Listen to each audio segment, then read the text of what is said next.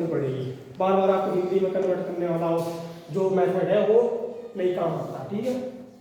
तो ये extra advice, क्योंकि मैं खुद फेस हुआ था ये ना, मतलब ये चीज़ मैंने खुद फेस की थी कि मुझे समझ नहीं आता था कि इंग्लिश में पढ़ा क्या है स्टार्टिंग में। तो मैं पहले तो वही करता था, इंग्लिश में पढ़ा है उसको हिंदी, क्योंकि मेरे को हिंदी में आता था, मैंने कन्वर्ट किया, उसके बाद समझा। बट कुछ टाइम तक ही वैलिड रहता हो, उसके बाद आपको इंग्लिश में ही पढ़ना पड़ेगा। जैसे डिफिकल्टी आ रही है तो आप प्रीवियस जो बुक होती है ना उसे को रीड करके पढ़ सकते हैं। हाँ ऑब्वियसली, 10वीं की 10th की बुक्स रखिए हिंदी वाली, हाँ, और इंग्लिश के साथ कोरिलेट करके फिर थोड़ा सा अपना अपन लग जाएगा, that you will be familiar and start. कुछ टाइम के बाद आप हो जाएगी आदत, ऐसा कुछ नहीं है। अब हो भी गई होगी, कितना टाइम हो गया तुम्हारा, अभी तो दिसंबर आ गया, अभी तो हो गई होगी आदत ऑब्वियसली। जिनको नहीं भी हुई कोई दिक्कत नहीं, 12th आते आते ना तुम्हें ऐसा लगेगा कि हम इंग्लिश में ही पढ़ रहे थे हमेशा से, ठीक है। और कुछ पूछना हो किसी को, कोई समरी लेना चाहेगा बेसिकली। इसे मैनेज करना और सारे शॉर्ट नोट्स बनाने, और मतलब पर्टिकुलर टाइम होना चाहिए इस चीज़ को करने के लिए। बढ़िया। और कोई कुछ तो अरे तो चल चल एक सब नीरज कहाँ से देवनर देवनर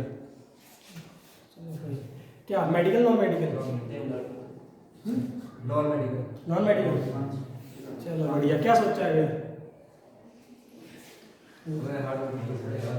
ना ना करियर में क्या सोचा है, क्या करना है, क्या पढ़ना है, क्या करना है? तो खुद सोच, मतलब साइंस ली है ना, कुछ सोच के लिए कि ये करनी है मेरे को, साइंस में ये स्कोप है मेरे पास, ये करना है। क्या सोचा है? क्या एनडीए? बढ़िया भाई। बेसिकली एक और चीज़ बताऊँ मैं, ये जो दो चीज़ें बताई ना मैंने, जो जेई मेंस और एनडीए ना, दोनों का सेम सिलेबस होता है, उसमें टफ होता है एसएसबी हो, उसकी तुम्हें अलग से प्रिपरेशन कर लो। तो जो चीज़ें मैंने यहाँ वैल्यू बताई ना आपके एनडीए के लिए वैलिड है, ठीक है। क्योंकि मेरा एक फ्रेंड आया है वहाँ पे, तो उसका क्या हुआ था, वो मेडिकल में बाहर हो गया था एनडीए से, उसने एनडीए की प्रिपरेशन की थी, बट वो एनडीए मेडिकल की वजह से रह गया था। उसके बाद उसने जेई दिया, जेई निकल गया, कॉलेज में आ गया हमारे, मतलब मेरे कॉलेज में मैकेनिकल ब्रांच में, ठीक है। मतलब क्या समझ सीखने को मिल रहा है कि दोनों की प्रिपरेशन सेम है, बिल्कुल ऐसा कोई डिफरेंस नहीं है। बेसिकली पता है क्या, 11th में एक्सपेक्टेशन अभी मत रखो, क्योंकि अभी तुम्हारे को रिजल्ट उतना ज़्यादा नहीं मिलेगा, सच बता रहा हूँ, ठीक है। 12th में आप जाओगे, हार्ड वर्क करोगे, एक्सपेक्टेशन अपने आप बढ़ेगी कि वहाँ रिजल्ट मिलेगा आपको, बिलीव मी, ठीक है। अभी तुम्हारा उतना ज़्यादा रिजल्ट नहीं मिलेगा, क्योंकि हमें भी नहीं मिला, अभी होता है टफ, सबके लिए होता है टफ, ठीक है। और भाई बता दो पक्का?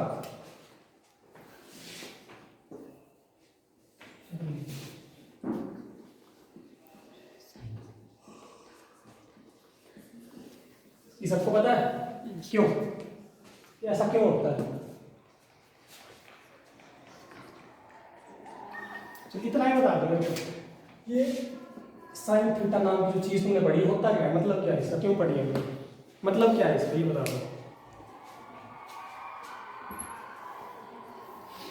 देखो साइंस में आए ना, तो यहाँ पे तुम्हारा ये होना चाहिए, मतलब माइंड सेट का क्या होना चाहिए, ये नहीं बता रहा तुम्हें कुछ नहीं आता वगैरह, अच्छी बात को ये चलता है, पता है। जैसे तुमने साइन थीटा पढ़ा, तुम्हारे दिमाग में क्लिक हो जाना चाहिए कि इसका मतलब क्या है, ये नहीं रट के बैठ गए sine square theta cos square theta 1 tan theta equal to sine theta 1 cos theta, मतलब पता होना चाहिए इसका मतलब क्या है। साइन थीटा किसी ने सोचा इसका मतलब क्या है, इसका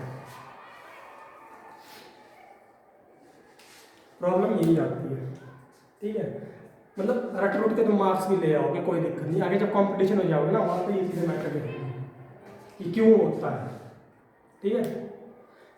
तुम लोगों को याद होगा कि जो 10th क्लास में त्रिकोणमिति या ट्रिग्नोमेट्री जो चैप्टर था ना, उसके चैप्टर का नाम क्या था, ट्रिग्नोमेट्रिक रेशियोज।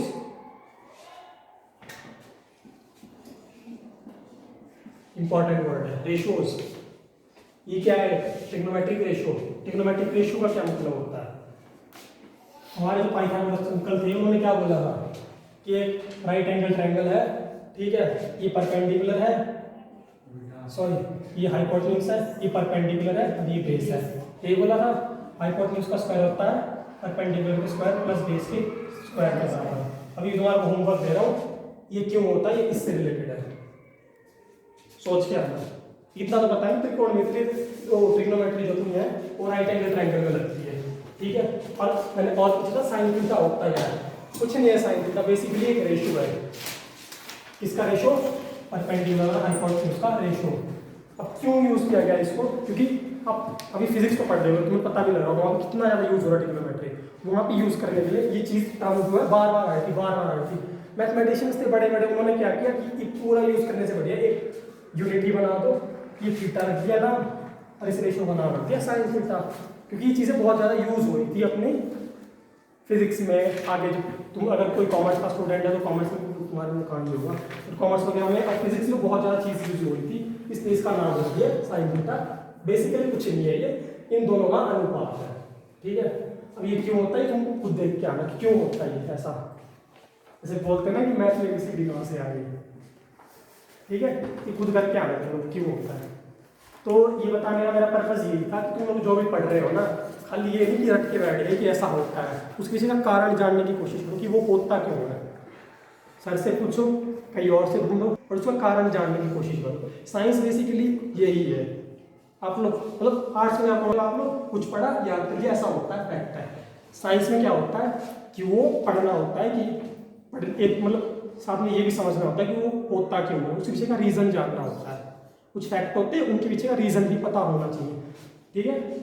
किसी ने तुम लोगों ने कोटा फैक्ट लोग ना कि जैसे एक ऑर्गेनिक इनऑर्गेनिक केमिस्ट्री होती है, तुम्हारे सिलेबस में भी है, पी ब्लॉक वगैरह, उसमें लोग कहते हैं कि भाई इसमें तो एक्सेप्शन है और लॉजिक वगैरह कुछ नहीं। बेसिकली लॉजिक उसमें भी होता है, एक्सेप्शन जहाँ जहाँ आते हैं ना उसका रीज़न भी होता है साथ के साथ, ठीक है। तो वो चीज़ें साइंस का मतलब क्या है कि आप कुछ पढ़ रहे हो साथ साथ उसका मतलब भी जानने की कोशिश करो, ये नहीं कि खाली पढ़ के बैठ गए, ठीक है। उसका रीज़न क्या है, ऐसा होता क्यों है। जैसे तुम लोग काइनेटिक्स पढ़ा होगा सबने, है ना, प्रोजेक्टाइल मोशन होता है, वो क्यों होता है, क्योंकि उसमें मतलब फेंकते हैं ना बॉल पर, एक पैराबोलिक पाथ ट्रेस करता है, वो पैराबोलिक ही क्यों होता है वो सबने पढ़ रखा होगा। एक इक्वेशन आती है उसकी कुछ ऐसी सी, Y square is equal to X नाम की कुछ से आती है, Y equal to X square, और ये जो पाथ है ये पैराबोला होता है, इसलिए वो पैराबोलिक होता है। वो सबने डेरिवेशन की हुई है। वो डेरिवेशन बताने का पर्पज़ क्या होता है, बेसिकली आपको रीज़न बताया जा रहा है कि ऐसा इसलिए होता है, डेरिवेशन इसीलिए करवाई जाती है, ठीक है। तो साइंस में बेसिकली आपको रीज़न जानने की कोशिश करनी, ये नहीं कि खाली पढ़ के बैठ गए। और कुछ पूछना हो किसी को?